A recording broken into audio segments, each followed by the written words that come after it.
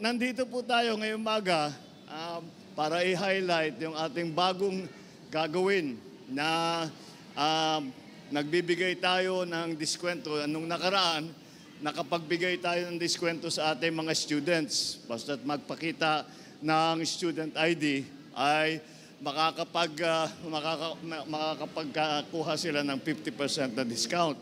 Ngayon naman, ay idadagdag natin sa grupong yon na mabibigyan ng 50% discount ang mga senior citizens at ang mga PWD. Ang makikinabang dito sa programang ito ay siguro mga 13 senior citizen, 13 milyong senior citizen at saka 7 milyon na PWD. Kaya alam naman natin